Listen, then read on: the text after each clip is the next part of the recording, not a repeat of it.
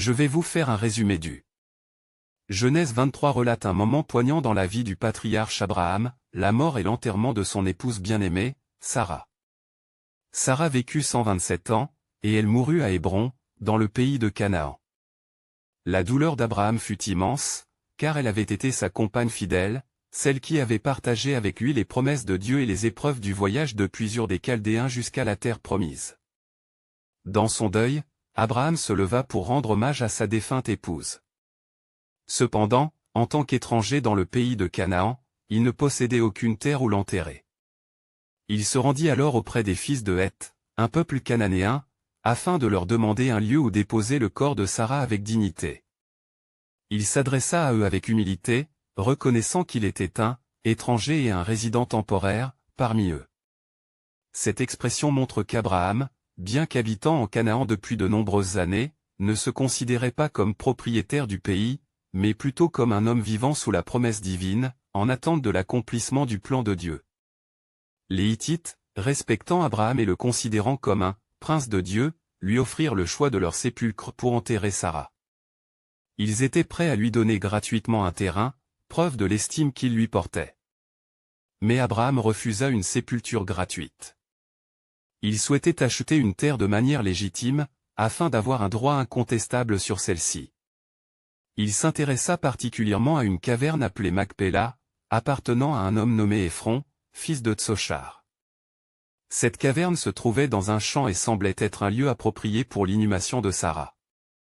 Abraham s'adressa alors directement à Éphron en présence du peuple, insistant sur son désir d'acquérir la caverne en bonne et due forme.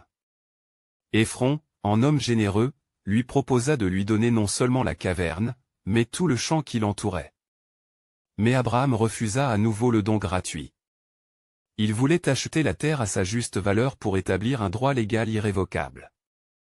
Éphron, comprenant la détermination d'Abraham, lui déclara que la terre valait 400 cycles d'argent. Il s'agissait d'un prix important, mais Abraham ne discuta pas et pesa l'argent selon le poids courant entre les marchands, afin de conclure l'acquisition sans contestation possible. Ainsi, le champ de Macpéla, avec la caverne et tous les arbres qui s'y trouvaient, devint officiellement la propriété d'Abraham. Ce fut la première terre que le patriarche posséda en Canaan, et ce fut aussi le lieu où Sarah fut ensevelie. Ce passage de la Genèse est profondément significatif. Il met en lumière la foi d'Abraham qui, malgré les promesses de Dieu concernant la possession du pays, ne s'approprie rien de force mais agit avec droiture et patience.